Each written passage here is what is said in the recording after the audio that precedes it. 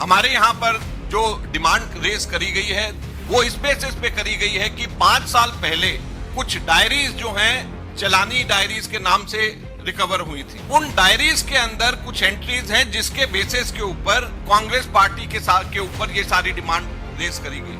अब हम सिंपली ये पूछना चाहते हैं, एक बड़ी सिंपल सी चीज पूछना चाहते हैं कि चलानी डायरी के बेसिस के ऊपर इनकम टैक्स डिपार्टमेंट जाग जाता है, लेकिन जैन डायरी में जिसमें अडवाणी जी और उस वक्त अडवाणी जी बीजेपी के नंबर 1 नेता हुआ करते थे, उसके बेसिस पे बीजेपी के ऊपर क्यों नहीं टैक्स मांगा जाता है, इनकम टैक्स? येडुरप्पा डायरी के बेसिस के ऊपर, डीके शिवकुमार की डायरी के बेसिस के ऊपर टैक्स मांगा जा सकता है कांग्रेस से, लेकिन येडुरप्पा डायरी के ऊपर जो बीजेपी के लीडर्स को जो पैसे दिए गए हैं उसके ऊपर इनकम टैक्स आंख बंद कर लेता है। बंगारू लक्ष्मण कन्विक्टेड हुए, पैसे लेते हुए बीजेपी के अध्यक्ष देखे गए, उसके ऊपर कभी भी इनकम टैक्स डिपार्टमेंट नहीं जागती है।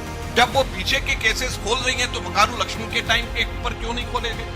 येडुरप्पा डायरी के ऊपर क्यों नहीं खोले गए? क्यों केवल और केवल कांग्रेस पार्टी के समय के ऊपर उनको ये डायरी ध्यान में आ रही है? सहारा बिरला डायरी उनको ध्यान नहीं आ रही जिसमें मोदी जी के खुद का नाम, तो सहारा बिरला डायरी जिसमें मोदी जी का खुद का नाम उसको नजरअंदाज, जैन डायरी जिसमें अडवाणी जी का खुद का नाम उसको नजरअंदाज, येडुरप्पा डायरी जिसके अंदर तमाम बीजेपी के नेताओं को पैसे दिए हुए हैं उसको नजरअंदाज।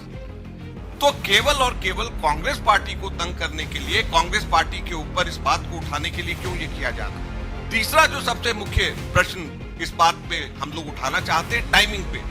ये 2019 के अंदर ये डायरी निकली, आज जाकर के इलेक्शन के टाइम पे इलेक्शन नोटिफाई हो गया, आज जाकर के इन लोगों को डिमांड रेज करना याद आ रहा है। पहली बार अब जाकर के कल शाम को इन्होंने डिमांड रेज किया जब इलेक्शन नोटिफाई हो गया है। क्यों?